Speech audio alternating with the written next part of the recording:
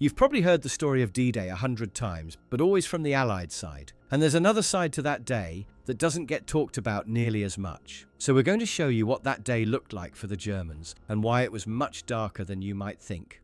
The story really begins with the fall of France in the summer of 1940. Germany launched its Western offensive on May 10th. And within 6 weeks, they had achieved what eluded them for 4 entire years during the First World War. And that was the complete defeat of France and push out British forces from the continent. Germany now controlled the entire Atlantic coastline, from Norway all the way down to the Spanish border, roughly 5,000 kilometers of coastline facing Britain. Heavy coastal batteries were positioned near Calais, like Battery Lindemann or Battery Todd, with 406 and 380mm heavy naval guns, all positioned to shell the English coast and protect against any future British operations across the narrow strait. Hitler expected Britain to recognize what he saw as their hopeless military position and negotiate peace. He actually respected the British Empire and preferred Britain as a potential ally rather than an enemy. But Churchill's government had other ideas. So on July 16, 1940, Hitler ordered preparations for Operation Sea Lion, the invasion of Britain. But this quickly proved easier said than done, and after losing the Battle of Britain that was supposed to deliver air superiority, Hitler postponed Sea Lion indefinitely. He turned his attention east and launched Operation Barbarossa, leaving Britain deemed as not a major threat to German-controlled Europe. But then 2 things happened that would make the Germans change their mind. First came the commando raids. After Dunkirk, Churchill ordered the creation of commando forces to harass targets in occupied Europe.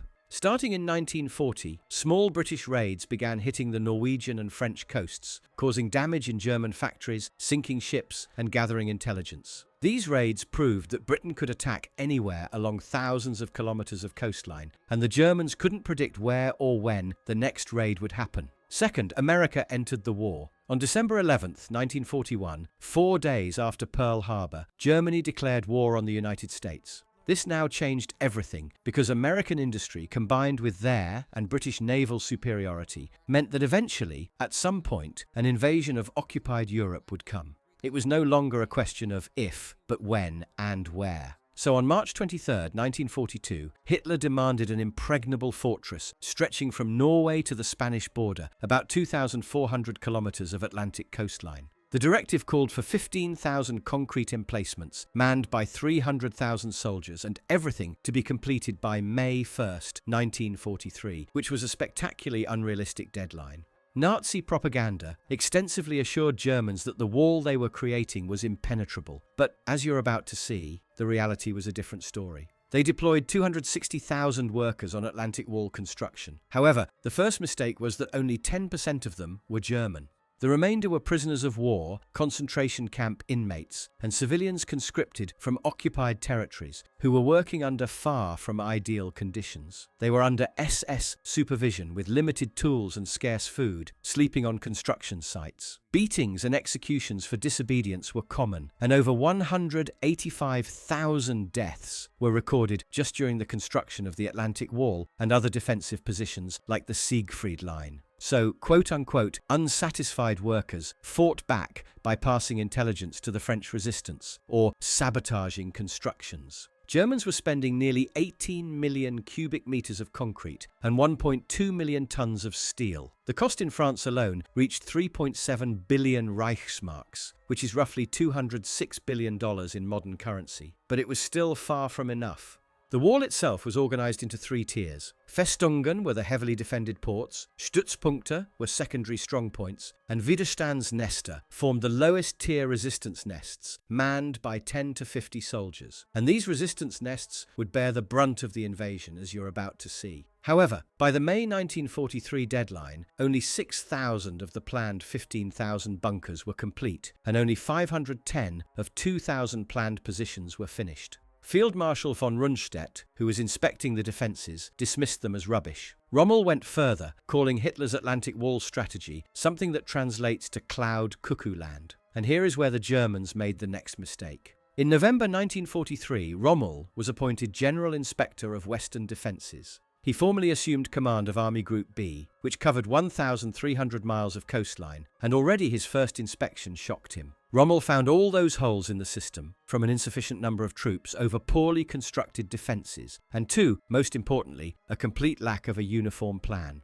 So, in 5 months, Rommel drastically transformed the defences by tripling laid mines to over 6.5 million by May 1944. His engineers built over 4,600 fortifications and over 500,000 foreshore obstacles, with over 30,000 of them fitted with mines and doubled concrete pouring. Rommel said the war would be won or lost on the beaches, and that their only chance to stop the enemy is while he's still in the water. He knew that the first 24 hours of the invasion would be decisive, but no one could have known how right he was going to be.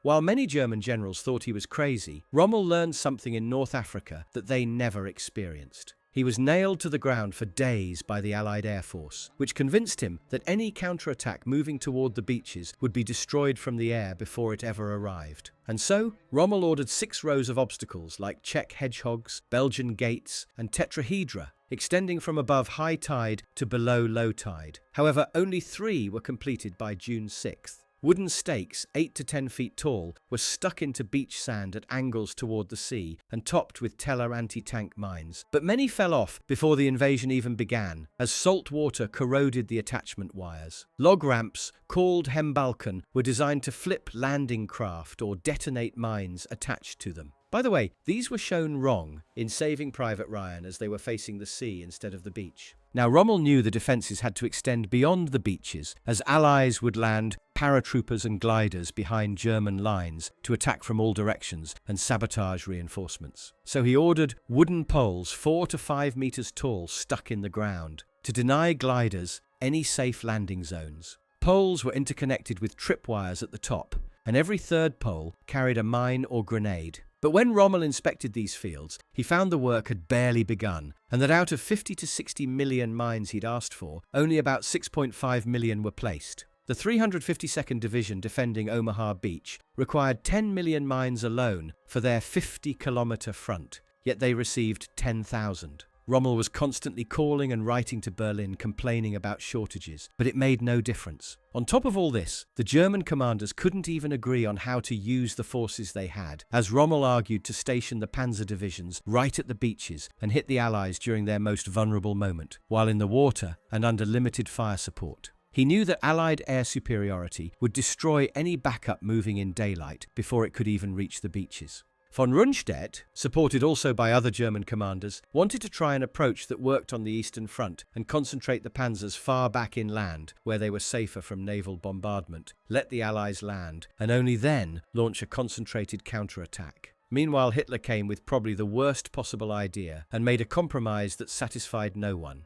Rommel received 3 panzer divisions, while Hitler retained personal control of 4 elite divisions that couldn't move without his permission, meaning that neither general's strategy could actually be implemented. But what about the soldiers themselves, the men waiting to counter the biggest invasion in history? Spring 1944 brought constant strain for soldiers stationed along the wall. They stared into the horizon through telemeters, knowing the invasion was coming, but having no idea where or when. And while we're talking about soldiers, the Atlantic Wall was not defended by Germany's finest. As their best units died on the Eastern Front, by 1944, their army in the West was made of soldiers ranging from a few elite units to a barely functional collection of the old, wounded, foreign and expendable, forming the majority of the defending force. The backbone of the Atlantic Wall garrison were the Bodenständige Divisionen, static divisions designed exclusively for fixed defensive positions, as they couldn't really walk too much. A large number of them were over 35 years old, some even well into their 40s and even 50s. Others were soldiers, recovering from wounds sustained on the Eastern Front, missing fingers, or suffering other chronic conditions like frostbite, etc. These divisions received a combat effectiveness rating of Kampfwert 5, the lowest possible grade the German army assigned. They were also equipped mostly with captured weapons from across occupied Europe.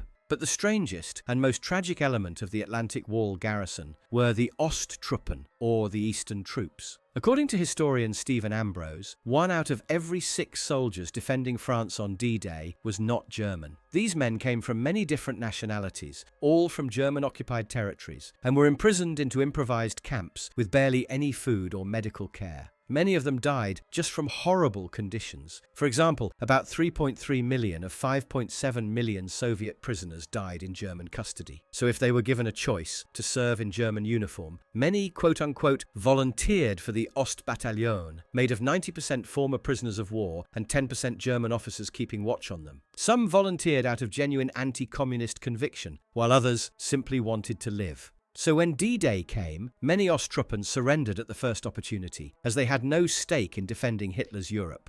Not everyone defending the wall was second-rate, though, as the 352nd Infantry Division at Omaha Beach was a unit that would nearly stop D-Day. Formed in November 1943 from Eastern Front survivors, it had a little less than 7,000 battle-hardened combat troops. And most importantly, Allied intelligence never knew they arrived at Omaha. It was now June 5th, 1944, and everything looked like another quiet day for the Germans guarding the Atlantic Wall. Meteorologists predicted that weather conditions were far too bad for the Allies to fly or cross the Channel safely. Although everyone knew the invasion was inevitable and could come at any moment, everything looked like it wasn't going to be this particular moment. With invasion judged impossible, commanders abandoned their posts, and Field Marshal Rommel left for Germany on June 4th to celebrate his wife's 50th birthday, ironically on June 6th. About half of commanders were away from their units. At his mountain retreat, Hitler watched newsreels, discussed films and theatre, and talked into the small hours before retiring. His staff had strict orders not to wake him under any circumstances. Now, the Germans had spent years trying to figure out where the invasion would actually come, and the most logical answer was always Pas de Calais. It was the narrowest point of the Channel, the shortest distance between England and France, and it offered the most direct route toward Germany itself. The Allies knew this is what the Germans were thinking, and they used it against them, creating a well-thought deception with fake armies, radio traffic, and equipment to convince German intelligence that Pas de Calais was indeed the target. However, the real invasion would come elsewhere, and the Germans would be looking the wrong way when it did. At 7 minutes past midnight on June 6th, German guards spotted low-flying aircraft near Omaha Beach. 4 minutes later, reports came in of enemy paratroopers landing, and by 12:30, reports of airborne operations deep inland reached higher headquarters. The sky was filling with aircraft, and no one knew yet whether this was the real thing or another smaller raid. At 1 in the morning, Kriegsmarine radars picked up what they described as an important armada in front of Pas de Calais, exactly where Germans expected the invasion to come. But at that very moment, Sergeant Ludwig Förster at strongpoint WN-62 discovered the Allied fleet sitting just off Omaha Beach. 10 minutes later, all troops under 84th Corps were placed on alert, and by 1:30, General Dolman ordered a general alert for the entire 7th Army. At 10 minutes before 2 in the morning, Admiral Karl Hoffmann in Paris sent a message to Berlin reporting the invasion alert to the headquarters. And then came a catastrophic error. At 2:15, the 352nd Division ended its alert. 15 minutes later, fixed Allied transmitters with code names Bagpipe and Chatter began jamming Kriegsmarine and Luftwaffe communications, and from that point on, the confusion became overwhelming. Reports flooded headquarters from scattered locations, with airborne troops reported here, aircraft spotted there, and paratroopers seemingly everywhere. But how many of these reports were real? You see, the Allies had dropped somewhere between 400 and 500 dummy paratroopers across Normandy in 4 separate operations. Allies called them Ruperts or Oscars, and the Germans called them Gummipuppen, which translates to rubber dolls. These dummies had hidden explosive charges that detonated on impact, destroyed the evidence, and made it seem like a paratrooper burned his chute upon landing, which was standard practice.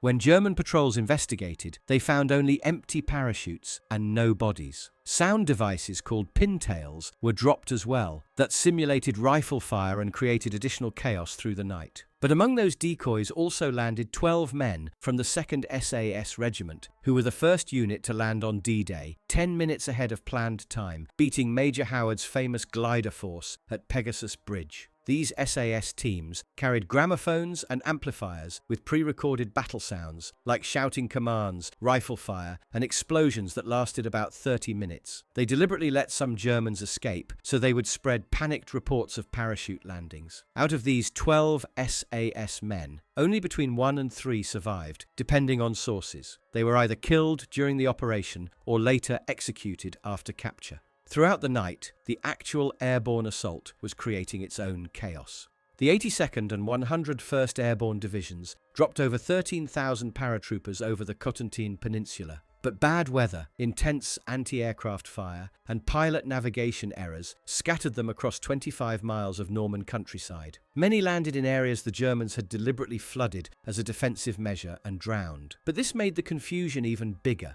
as Germans couldn't determine where the attack was coming from. What was the actual size of the airborne force, or which reports were real or fake? The German headquarters saw it as a massive, widespread attack that seemed impossible to counter. At 5:45, the naval bombardment began while it was still dark. 5 minutes later, the ships switched to their pre-assigned beach targets. As grey light began spreading across the channel, German soldiers along the coast saw a huge incoming fleet of over 1,200 warships, 4,000 landing craft, 700 ancillary craft, and 850 merchant vessels, just under 7,000 vessels in total. Nothing like it was ever seen before, and nothing like it was seen since, at least for now. 5 battleships, 20 cruisers, and 65 destroyers began shelling the coast, blowing up defenses and fortifications together with their defenders. So when the sun rose at 6 in the morning, the defenders finally saw the whole Allied fleet sitting offshore. Reinforcements realized they were completely out of position, spread across the countryside. They had spent the night chasing rubber dolls while the real invasion began at the beach. At Omaha Beach, though, the bombing had little effect, as poor visibility made Allied bombers drop their bombs too far inland to avoid hitting their own troops. The German defenders at Omaha were relieved to hear the bombing stop, with everything still in place. WN-62 was the largest strongpoint at Omaha, positioned above the beach with a garrison of 40 soldiers. It was armed with 2 bunkers housing 75mm guns, a 50mm anti-tank gun, 2 50mm mortars, and multiple MG-42s, MG-34s, and water-cooled MG-08s.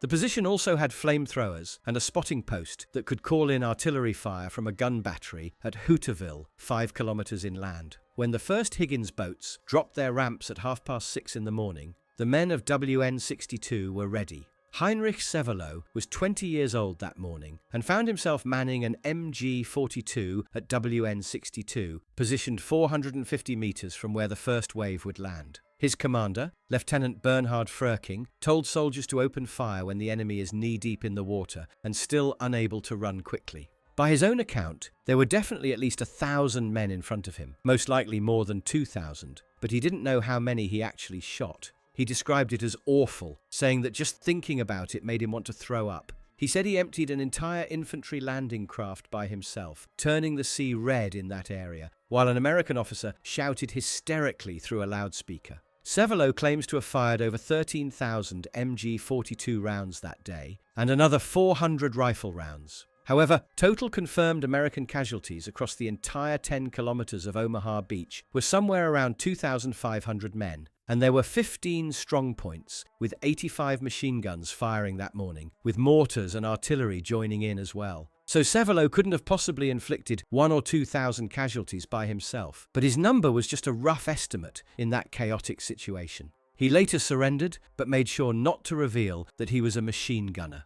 Years after the war, Severloh tracked down a man named David Silver, an American who had been wounded by tracer rounds on Easy Red Sector. Since Severloh was the only German firing tracers at that position, he knew he was the one who shot him. Their reunion led to a lifelong friendship, and both men returned to Normandy together for reconciliation ceremonies in the decades that followed. Franz Gockel was even younger than Severloh, just 18 years old, when he manned a water-cooled Polish MG-08 at WN-62. He said he couldn't understand why the Americans kept pushing forward, even as they were being cut down by machine gun fire. Around 8 in the morning, Gockel's machine gun was destroyed by a direct hit, and 2 fingers were shot off his hand. He defended himself with only a pistol until noon, when he surrendered.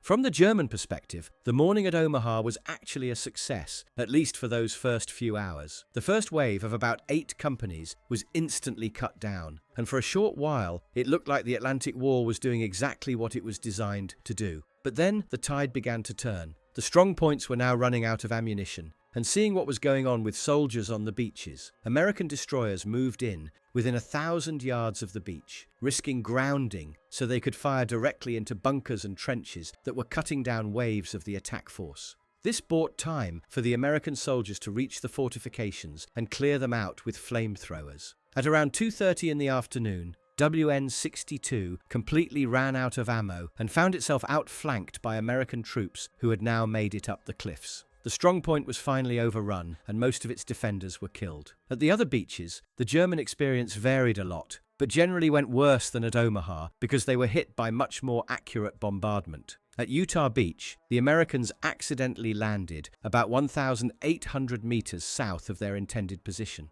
accidentally missing the most heavily defended area, so resistance fell apart quickly. Gold, Juno and Sword beaches were defended by the 716th Static Division, and resistance varied from place to place.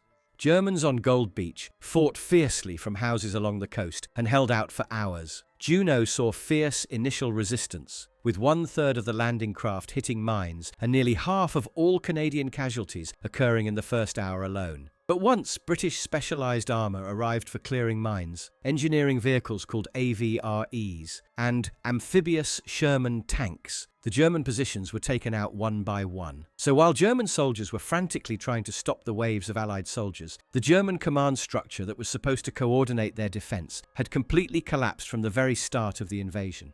Like we said, Rommel was hundreds of kilometres away in Germany, celebrating his wife's birthday, unreachable by phone. Hitler was asleep at his mountain retreat, and his staff had strict orders not to wake him, and they didn't dare, even when it was obvious that the invasion began. Von Rundstedt, commanding all German forces in the west, couldn't release the reserve divisions without Hitler's personal permission, and General Feuchtinger, who commanded the 21st Panzer Division, was in Paris that night with his mistress without anyone even knowing. Confused chains of command caused problems at every level, and the men actually doing the fighting had no idea that the whole system above them had basically stopped working within the most critical time window when they actually had some chance to stop the invasion. When Hitler finally woke up, the invasion had been ongoing for about 6 hours. It was said that Hitler actually looked as if a great burden had fallen from his shoulders, relieved that the long-anticipated invasion had finally come. But then came a decision that would now prove completely catastrophic for his forces in Normandy. Hitler dismissed the landings as a decoy to draw German forces away from the real invasion, which he was still convinced would come at Pas de Calais. At around 4 in the afternoon, more than 12 hours after the first paratrooper landings and nearly 10 hours after the beach landings began, Hitler finally released the 12th SS Panzer Division and the Panzer Lehr Division to move toward Normandy. Still convinced that the main invasion was to come at Pas de Calais for weeks after D-Day, he was always reluctant to commit his best forces to what he believed was just a distraction. 19 divisions of about 150,000 men sat waiting at Pas de Calais for 2 weeks for the real invasion that never came. First units from now released divisions didn't even reach their gathering point until 10 at night, way past the critical window that Rommel had warned about.